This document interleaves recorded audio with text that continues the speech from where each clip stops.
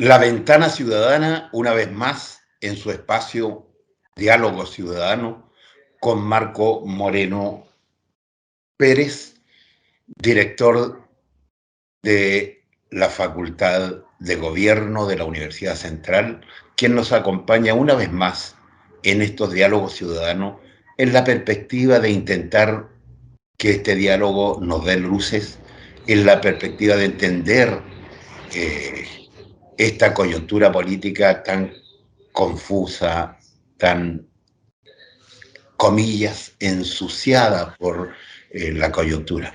Marco, ¿cuáles son los elementos que hoy día, cruzados por este último incidente eh, producido ayer, anteayer, con la situación de Yaitul, están rondando este periodo de la política chilena? Bueno, un saludo a todos tus seguidores y seguidoras de La Ventana Ciudadana y muchas gracias, Juan Luis, por la invitación.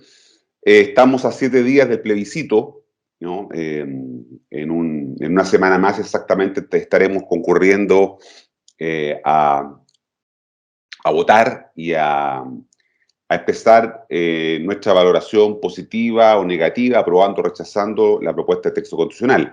Y en estos últimos días, cada vez más cerca del momento de la elección, los distintos comandos, ¿no?, intentan desarrollar acciones justamente para lograr captar a los indecisos, a aquellos que no han tomado su decisión, y aquellas personas que habiendo tomado su decisión podrían estarla revisando, ¿no? La gente revisa su posición hasta el último día, ¿no? La gente toma su decisión cada vez más cerca del momento de la elección. Por eso que hay un despliegue tan importante en estos últimos días.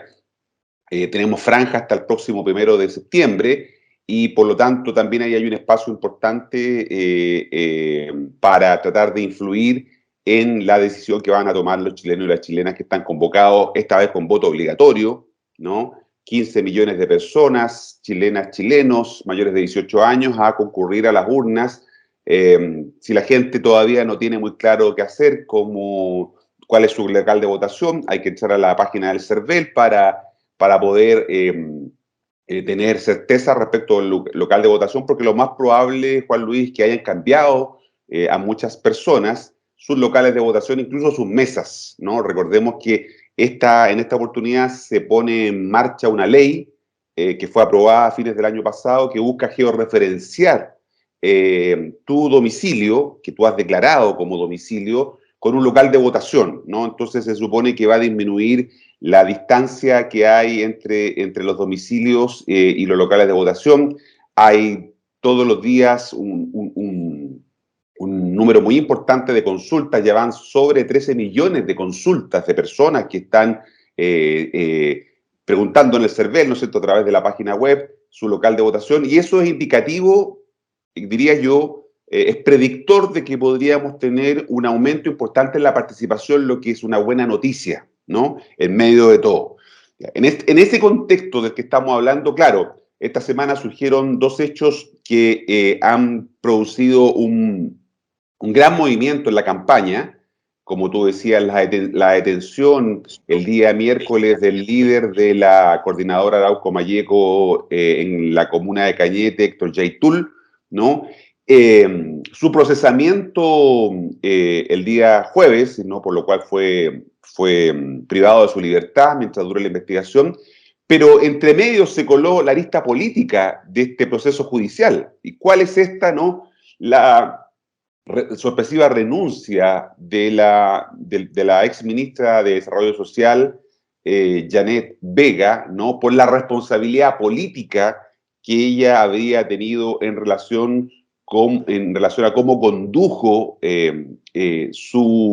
su relacionamiento con este líder de una de las comunidades importantes que están en conflicto con el Estado chileno, ¿no?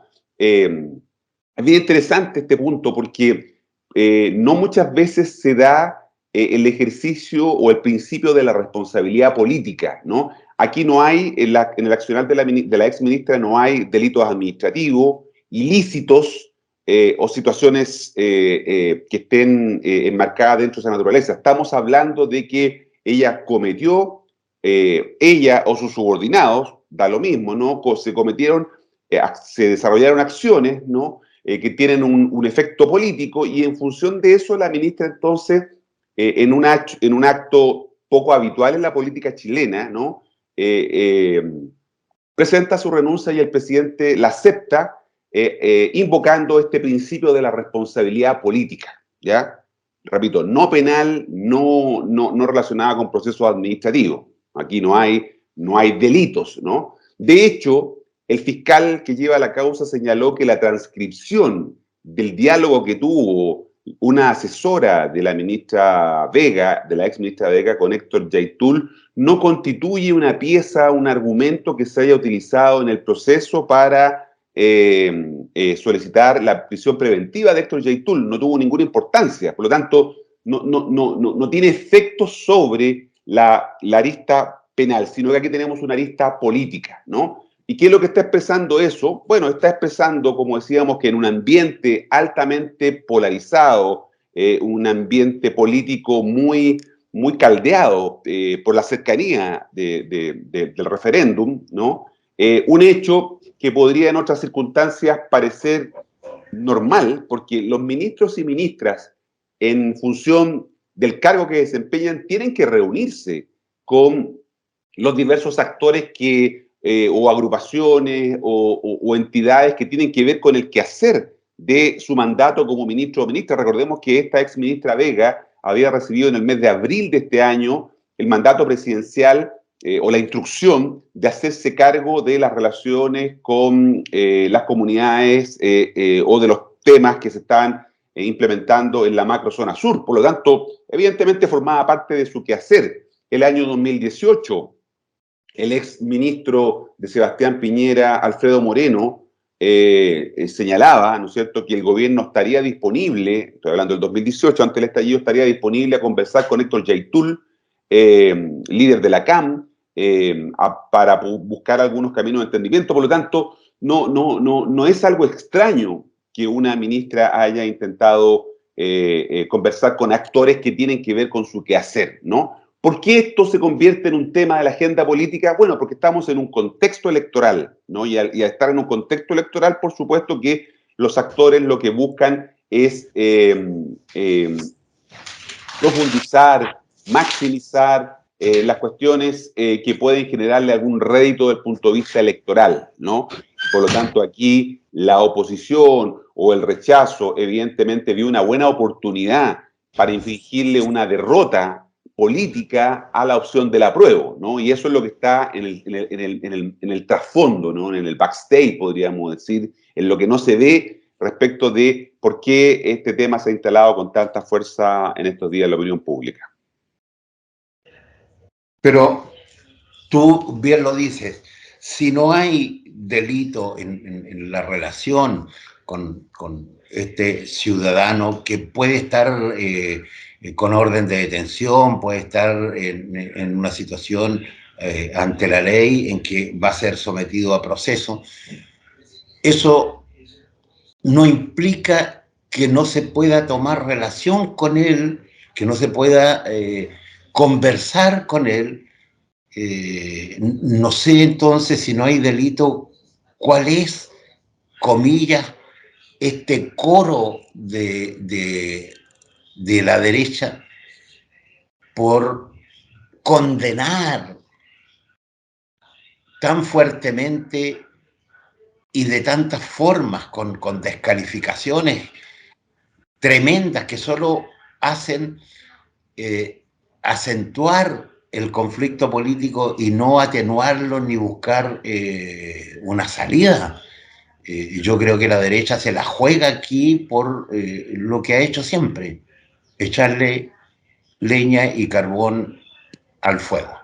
Porque nos encontramos, Juan Luis, en lo que se llama la faz agonal de la política, ¿no? Estamos en el momento de la disputa, de la lucha por el poder, ¿no? El plebiscito es eso, es un momento, ¿no es cierto?, de disputa de poder, ¿no? Que los ciudadanos vamos a resolver, los ciudadanos y las ciudadanas vamos a resolver. No estamos en la faz arquitectónica que es el momento en que se construyen acuerdos, se buscan entendimientos, ¿no? Son dos momentos claves en la política, la fase agonal y la fase arquitectónica. Ahora estamos en la fase agonal de lucha, como digo, y por lo tanto cualquier situación, cualquier hecho se va a ver exacerbado, se va a ver amplificado, porque evidentemente a 10 días, como estos hechos ocurrieron a 10 días de la elección, hace 3 días atrás, ¿no? Hoy día estamos a 7 días de la elección. Por supuesto que cualquier situación sabemos que hoy día comunica, ¿no? Cualquier hecho comunica. Y por lo tanto, muchos decían que la detención de Yaitul podría haber favorecido a la opción del apruebo, ¿no? Porque señalaba que el gobierno y el Estado de Chile, independientemente de quién sea, establecía con claridad el principio de que todos somos iguales ante la ley y nadie está por sobre la ley, ¿no? Y por eso la detención de Yaitul. Pero pocas horas después, ¿no es cierto?, se conoce este antecedente que es del mes de abril, ¿no? La llamada telefónica había sido realizada los primeros meses de instalado el gobierno, en donde había otro contexto, había una necesidad de buscar entendimiento, de buscar diálogos con los pueblos, con las comunidades, perdón. Hoy día el presidente en Atacama, hace un par de días atrás, señaló con mucha claridad de que el diálogo se mantiene, pero con aquellas personas que estén dispuestas, organizaciones que estén dispuestas a hacerlo, sin el uso de la violencia, ¿no? Marcando un límite importante respecto de lo que van a ser las relaciones ahora con los distintos actores, ¿no? Pero a tu pregunta, ¿por qué este nivel, ¿no es cierto?, de sobreexposición de esta cuestión? Por lo que te decía, porque estamos en un contexto electoral, ¿no? El contexto, esto es lo más parecido a la política, como dicen por ahí, ¿no? Lo que está pasando hoy día, ¿no? No es tampoco una novedad de que tus adversarios intenten usar algún error para tratar de obtener desde allí un beneficio, ¿no? Así funciona la política y por lo tanto forma parte de lo que son las acciones. Acuérdate del caso Cabal, acuérdate del caso o lo que pasó durante el gobierno de Sebastián Piñera, en fin. Estamos en ese momento y por lo tanto yo lo entendería en esa perspectiva. Aquí hay un dato importante, el gobierno trató de cerrar la crisis rápidamente, ¿no?, aceptando la renuncia de la ex ministra bajo un principio, y yo quiero insistir mucho en esto. ¿Cuál es el principio? La responsabilidad política. En Chile no es frecuente que las autoridades públicas ejerzan el principio de responsabilidad política, ¿no? En Chile tenemos un bajo sistema de responsabilidad, no hay cuentas por desempeño, da lo mismo hacerlo bien que hacerlo mal, ¿no? En este caso, una autoridad pública, como es una ministra de Estado que comete un error en el procedimiento, probablemente en la manera, o a lo mejor no lo cometió porque ella tenía una instrucción de hacerlo, finalmente decide dar un paso al costado porque entiende que hay una responsabilidad política, repito, no penal ni administrativa. Aquí no hay un ilícito. El propio fiscal de la causa señaló que esta escucha telefónica, transcrita y publicada por muchos medios de comunicación, no fue parte de los argumentos que se utilizó y es irrelevante respecto del proceso judicial contra Héctor Yaitul, ¿no? Por lo tanto, solo tiene una dimensión política. ¿Y por qué la tiene? Te insisto, porque estamos en un contexto electoral de esto que se llama la fase agonal de la política de la lucha por el poder. Ok, pero Marco, mi pregunta a continuación es la siguiente. ¿Cuál es el impacto que va a tener en la ciudadanía, en los electores, esta situación, dado que estas declaraciones destempladas y a coro de la derecha le echan más fuego a una situación que hay que resolver? Y por otra parte, el gobierno quizás no con tanta nitidez ni con tanta claridad insiste en la necesidad de un tema estratégico, el diálogo que no debe acabarse jamás y que debe estar presente. No habiendo ilícito, no siendo relevante en el proceso de la causa contra Yaitul, ¿Cómo impacta esto en el juego político? No olvidemos que la campaña del rechazo ha intentado poner el amor detrás de todo esto, pero resulta que las declaraciones destempladas y con tanta fuerza y tan brutales, diría yo, nada tienen que ver con este acercamiento a su propuesta de amor para la contienda electoral. Yo creo que tiene un bajo efecto político respecto de que pueda cambiar la opinión de los ciudadanos que ya pueden tener tomada su decisión. No creo que mueva la aguja significativamente ni la captura ni procesamiento de Héctor Yaitul, ¿no? Ni la caída de la ministra del Ministerio de Desarrollo Social, ¿no? No creo que sean factores que cambien o que sean tan profundos como para poder cambiar la decisión de los que ya la tienen, ¿no? Respecto de los que no han tomado su decisión, los indecisos, los no saben, no responden, la gente que está pensando que se dio cuenta de que sí tiene que votar porque si no le van a poner una multa y por lo tanto me metí a la página del CERVEL para poder saber en qué local de votación me toca ir porque voy a tener que ir a votar el próximo domingo. Bueno, en esa gente probablemente pudiese tener algún tipo de efecto, ¿no? En la medida que el tema siga estando instalado en la agenda. ¿Qué es lo que tiene la estrategia comunicacional del gobierno? ¿Cuál es la que debe ser de este otro gobierno? Cerrar la crisis, ¿no? Esto es una crisis política, lo que tiene que hacer el gobierno rápidamente es cerrarla, lo hizo en un primer momento en la fase más aguda de la crisis, cuando aceptó la renuncia el día jueves de la ministra de Desarrollo Social. Intenta cerrar la crisis, el presidente siguió con su gira en Atacama, ¿no? Con todas las actividades que tenía contempladas, dando una señal de que esto había sido una situación que se abordó rápidamente, se hizo una operación quirúrgica, ¿no? En el sentido de que salió la ministra, presentó su renuncia y le fue aceptada, ¿no? El gobierno sigue en su gestión y por lo tanto vemos que los medios de comunicación, especialmente la oposición, quiere seguir manteniendo abierta la crisis, ¿no? Quiere seguir prolongando esta crisis política porque le es funcional a su objetivo de infringirle una derrota política al gobierno, ¿no? Entonces, estamos en ese contexto, estamos viendo la capacidad que tenga el gobierno y sus fuerzas de cerrar este tema, ¿no? Que no siga instalado en la agenda, para poder, en los pocos días que quedan de aquí al próximo domingo, poder ser eficaces en términos de cuánto puede sumar más al apoyo o cuánto pueden ser las campañas o la campaña que pueda favorecer, las acciones que se puedan hacer para favorecer el rechazo, ¿no? Entonces, en la medida que este tema sigue instalado en la agenda, probablemente puede seguir teniendo algún efecto residual sobre aquellas personas que no han tomado su decisión, pero la gente entiende también que lo que se plebiscita el próximo domingo, ¿no? En 7 días más, tiene que ver con la propuesta de un texto constitucional. ¿Qué es lo que sucede, Juan Luis?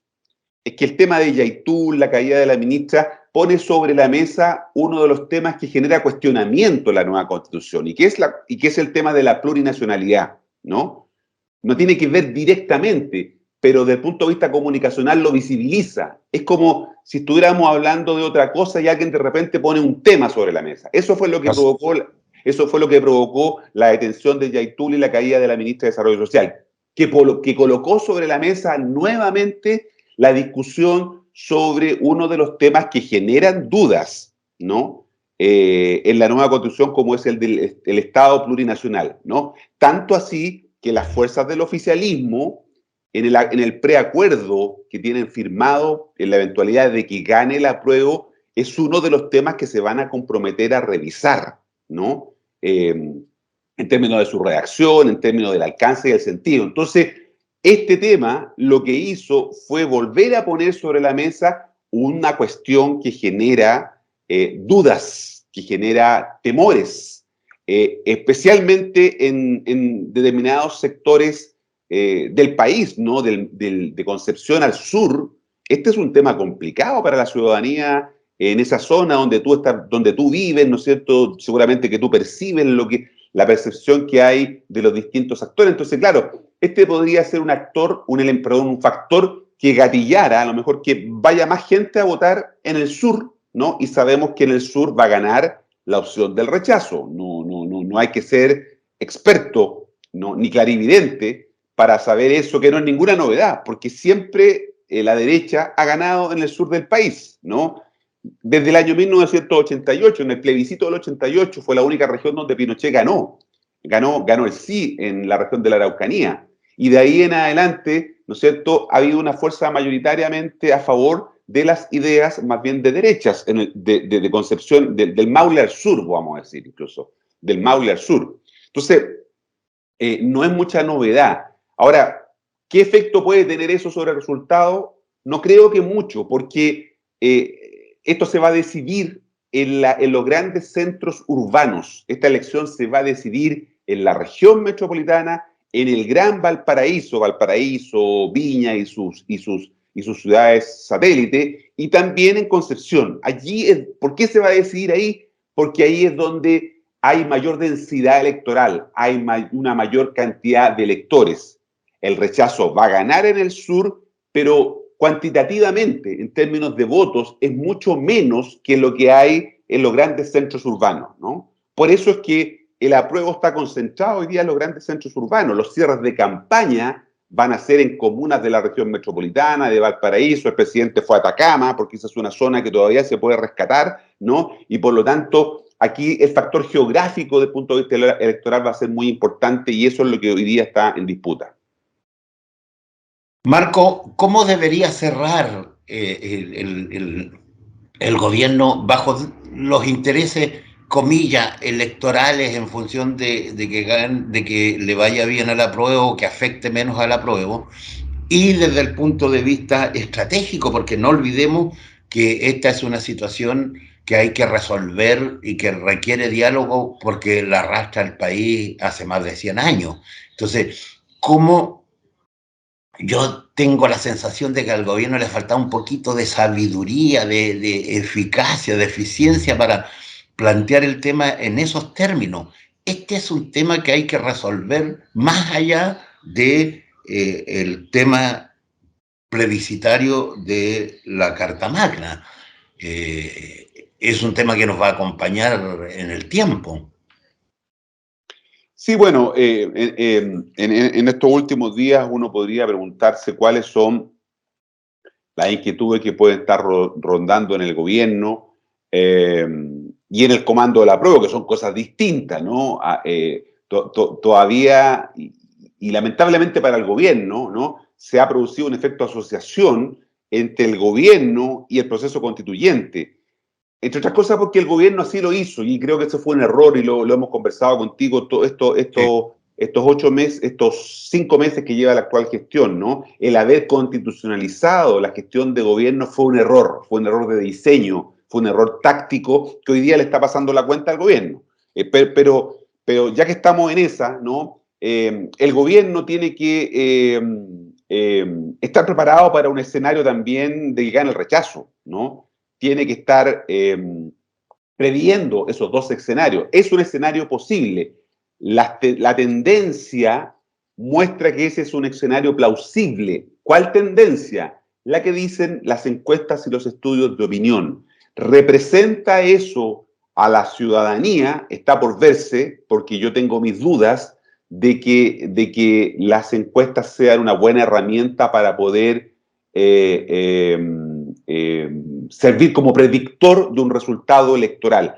Las encuestas que conocimos fueron hechas hasta hace una semana atrás, ¿no? Hasta el sábado pasado, que comenzó la veda de las encuestas que no se pueden divulgar. Circulan igual por redes sociales otras encuestas que no sabemos qué rigor ni seriedad pueden tener, pero circulan, pero ya no se puede hablar de ellas, ¿no?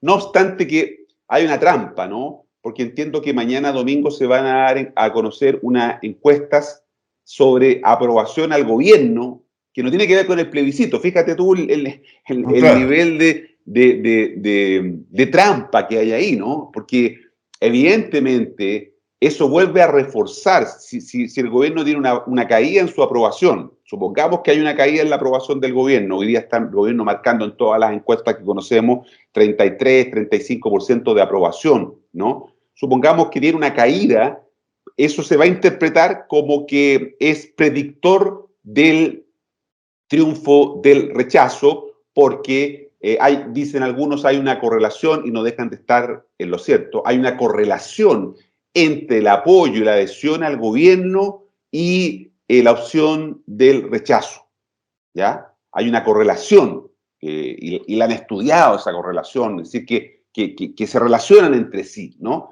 Y por lo tanto, probablemente tengamos el domingo estas encuestas semanales que se van a dar, que en una interpretación bien antojadiza de las cosas, porque se supone que no hay encuestas, pero resulta que, claro, como esta encuesta no habla del plebiscito, ¿no? Claro, claro. Los encuestadores dicen, bueno, pero si a mí me preguntan si a usted le gusta la Coca-Cola o la Pepsi, yo le doy a conocer si le gusta la Coca-Cola o la Pepsi, pero eso no tiene que ver con el plebiscito, ¿no? Bueno, y entonces probablemente por lo que se dice se van a dar a conocer estas encuestas de apoyo a la gestión del gobierno, en fin, de evaluación del gobierno en general, ¿no? Pero a Pero los que les gusta la Coca-Cola votan por A y a los que les gusta la exactamente. Pepsi-Cola votan por B. Porque, como lo decíamos antes, Juan Luis, equivocadamente, el gobierno ató su suerte en un momento en que la prueba estaba arriba, ¿no? Ató su suerte al resultado del plebiscito y por lo tanto ya tendremos oportunidad de conversar sobre los resultados del plebiscito y cómo eso afecta al gobierno, pero evidentemente aquí si gana la opción del rechazo será un escenario complicado para el gobierno, ¿no? Es un gobierno que le quedan más de 3 años de mandato, ¿no? Es un gobierno que todavía no ha cumplido ni un año en su gestión, ¿no? Y por lo tanto, un escenario de que gane la opción del rechazo, que es posible, que es previsible, que es plausible, evidentemente puede generar o debe generar de todas maneras un cambio en el escenario político a partir del 5 de septiembre. De hecho, todos los análisis hoy día no son sobre el 4, sino que son sobre el 5 de septiembre. ¿Qué va a pasar el 5 de septiembre? Y ese es un dato bien interesante sobre el cual probablemente vamos a estar conversando en los próximos días. Yo creo que ese es el tema que se nos vendría de ganar el rechazo. Sin embargo, respecto de las encuestas, yo quiero decir que lo que he dicho en otras ocasiones, yo creo que no ha sido otra cosa que una herramienta, un instrumento de propaganda más que un lector de la realidad objetiva. Eh, y creo que esto está por verse hasta el último día, hasta el día 4 todavía se van a estar decidiendo eh, la votación de los indecisos y por lo que tú señalabas, si hay 13.000 consultas, 13 13 millones de millones, 13 consultas, millones. eso significa que va a votar más de 12 millones de personas. O sea, o más de 13.000, porque si esas 13.000 están preguntando porque tienen decidido ir a votar. Claro, hay una correlación, porque si yo me doy el trabajo de consultar, ¿no? Es porque dije, bueno, tengo que ir a votar, porque si no me van a colocar una multa. Para eso entro a la página del CERVEL, cervel.cl, y ahí con mi root yo voy a saber entonces el nuevo local de votación, porque reiterémosle a tus seguidoras y seguidores, ¿no? Hubo un cambio en los locales de votación y en las mesas. ¿Por qué? Porque a partir de diciembre del año pasado entró a regir una nueva ley, ¿no? Que faculta al CERVEL para georreferenciar el domicilio electoral que tú declaras con el local de votación, lo cual es muy bueno. Es muy bueno porque a la mayor parte de la gente con la que yo he hablado, y seguramente tú mismo, a lo mejor en tu experiencia, tu local de votación ahora, en la mayoría de los casos, en el 80% de los casos, va a estar más cerca del lugar que tú declaraste. Ahora, si yo declaré que vivo, qué sé yo, en Chihuayante, pero me toca que votar en Temuco, por supuesto que no, porque había un plazo para que uno se pudiera cambiar o cambiar su local, su dirección, ¿no? Que su dirección residencial pudiera ser la misma que la dirección electoral, ¿no? Entonces, eso es muy positivo porque disminuye un factor muy complicado que era el de la distancia. Entonces, la gente tenía que tomar transporte, ir en auto, y era un problema. Mucha gente le decidía no ir a votar porque en realidad le quedaba muy lejos el local. Bueno, eso se resolvió. Hay más de 13 millones de personas que han consultado. Uno supone entonces que esa gente tiene interés y por lo tanto un porcentaje importante de esos 13 millones, probablemente no los 13, pero un porcentaje importante de esos 13 millones que han consultado han tomado la decisión de ir a votar. Recordemos que hace 8 meses atrás, en la segunda vuelta de la elección presidencial, votaron un poco más de 8 millones de personas con voto voluntario, 8.300.000 y algo, ¿no? Si ahora votan 9, 10, 12 millones de personas, es un cambio bien importante y eso es lo que hace impredecible el resultado, ¿no? De repente muchas personas nos preguntan, bueno, pero ¿por qué no se puede saber? Porque al entrar tantos electores, ¿no? Las encuestas, que no son encuestas electorales, es bueno el punto que tú señalas y yo también lo he dicho acá en tu programa varias veces, en Chile no se hacen encuestas electorales.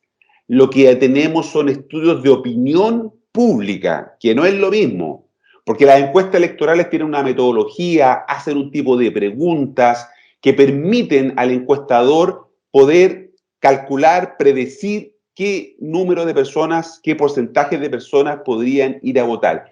Lo que tenemos en Chile son estudios de clima de opinión. Es lo que la gente cree, piensa, supone, y eso, como muy bien tú decías, amplifica el clima, porque los medios de comunicación toman la encuesta. Es mucho más fácil para un canal de televisión, para un diario, mostrar un gráfico que dice apruebo y rechazo, y a partir de eso lo amplifica y construye climas de opinión pública que terminan, ¿no es cierto?, convenciendo a la gente de que esa es la realidad, pero esa no es la realidad, ¿no? Esa es la percepción que tiene un grupo de personas que se supone que son representativos, ¿no? Porque las encuestas, lo que buscan las encuestas es ser representativas, pero no siempre lo logran, ¿no? Los encuestadores dicen, pero nosotros le apuntamos el resultado de la elección presidencial. Es que la elección presidencial era bien predecible el resultado. Se equivocaron en la elección de convencionales, se equivocaron en la primaria, ¿no? Los ganadores en la primaria para todas las encuestas, ¿quién eran? Joaquín Lavín y Daniel Jadwe. Esos eran los grandes ganadores. ¿Y quiénes resultaron electos? Sebastián Sichel y Gabriel Boric, que no es presidente. Entonces, no podemos confiarnos. Ahora, la culpa, con esto termino, Juan Luis, la culpa no es de las encuestas.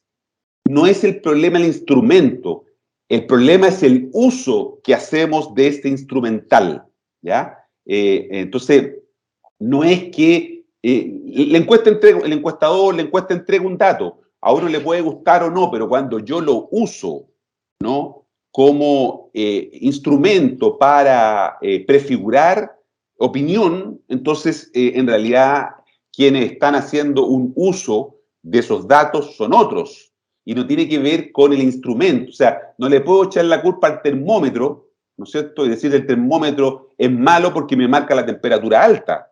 El termómetro está cumpliendo con su función, ¿no? Pero es otros quienes pueden decir, no, pero que si usted tiene 37 ya tiene fiebre demasiado alta. Son las interpretaciones que se hacen de esos resultados los que crean estos climas. Bueno, ya sería bueno que se legislara al respecto porque hace un daño a la salud social, a la salud mental de la sociedad y se presta para manipulación de las opiniones públicas. Claro, regularla, dices tú, porque las empresas encuestadoras lo que han planteado es que no se requiere de regulaciones, sino que bastaría con que se autorregularan entre ellas, pero muchos dicen no es suficiente, se requiere de regulaciones para poder, ¿no es cierto?, que funcione de mejor manera. Incluso, ¿no?, muchos plantean que es un absurdo que estemos hoy día en una veda se cerró la ventana de que se puedan publicar las encuestas 15 días antes de la elección. La verdad que no tiene mucho sentido porque las encuestas igual están circulando. Si tú te fijas en redes sociales, andaba por ahí una de la Universidad Católica la desmintió como universidad, pero quienes la hicieron, que trabajan en la Universidad Católica, dicen que son datos efectivos, que son de una encuesta que se hizo con otro objetivo, donde se preguntó sobre este tema. Entonces, mira, es un tema del que los sistemas democráticos, los sistemas políticos tienen que hacerse cargo, que es la legislación respecto de los estudios de opinión. Bueno, Marcos Moreno Pérez, director de la Escuela de Gobierno de la Universidad Central, ha estado con nosotros una vez más, poniendo algunas luces respecto de lo que se nos viene. Y lo que se nos viene es trascendental para un largo periodo de nuestro país, pero nos quedamos con eso. Las puertas están abiertas, los caminos están abiertos y solo se sabrá la verdad el próximo día 5 de septiembre. Llamamos a la ciudadanía a participar con serenidad, con tranquilidad, informándose hasta el último minuto y no dejándose manipular por falsas noticias o falsas interpretaciones de una realidad que tiene que ver con la presentación de la propuesta que los constituyentes hicieron al país, y a leer, a estudiar, a conversar con serenidad, con tranquilidad, y ojalá que el clima político de los señores políticos no sigan ensuciando ni alardeando con la coyuntura política. Marcos, te agradecemos una vez más en el nombre de la dirección de este diario electrónico La Ventana Ciudadana, que está a disposición de la ciudadanía cada semana. Muchas gracias a ti y te dejo para tu última reflexión y te despidas de nuestros seguidores. Bueno, no solo sumarme a lo que tú decías, es muy importante participar, estamos a 7 días de la elección, hay mucho tiempo todavía para informarse, sobre todo consultar en la página del CERVEL, www.cervel.cl. Si usted no lo sabe cómo hacer, preguntarle a un hijo, a una hija, en fin, que le ayude para poder chequear. Basta colocar el root de la persona para saber el local de votación y la mesa, es muy sencillo, y con eso vamos a tener el dato de dónde nos toca votar, porque, insisto, lo más probable es que le hayan cambiado su local y su mesa para mejor, ¿no? Para mejor, porque no es que sea para peor. Entonces, es muy importante informarse. Informarse sobre eso y informarse, como decía Juan Luis, sobre los contenidos del texto de la propuesta de nueva Constitución. Hay mucho tiempo, hay mucha disponibilidad, mucho donde informarse, por lo tanto, nadie puede quedarse afuera y, sobre todo, ir a votar. Yo creo que es muy importante. El votar es un derecho que ha costado muchos años, sangre, sudor y lágrima, como decía Churchill, a veces conquistarlo, ¿no? Hay lugares del mundo donde ese derecho todavía no está conquistado. Nosotros tenemos ese privilegio de contar con ese derecho, pero ese derecho comporta también un deber, ¿no? Tiene una contrapartida que es un deber, y el deber, ¿no es cierto?, es ejercer ese derecho, y por lo tanto están todas las condiciones. Va a haber transporte gratuito estatal, ¿no? El metrotren, el metro, en el lugar donde, en las grandes regiones donde funciona este transporte, va a estar disponible, y por lo tanto creo que van a estar todas las condiciones para tener una linda fiesta de la democracia. Espero, Juan Luis, que después de ese día podamos analizar cuál fue el resultado. Y va a ser muy interesante poder compartirlo con tus seguidores y seguidoras de La Ventana Ciudadana. Muchas gracias. Pero sobre todas las cosas te dejamos comprometido desde ya para que, pasada el plebiscito, nos juntemos a conversar cómo viene la mano. Estimadas amigas y amigos, vivimos en una democracia con debilidades, pero tenemos la ocasión de que el próximo 5, con nuestro voto, reafirmemos una democracia que tenga mayor participación, que sea más democrática y que se pueda dar pasos hacia una carta de navegación que sea mucho más participativa. Muchas gracias, estimados amigos y amigas de La Ventana Ciudadana.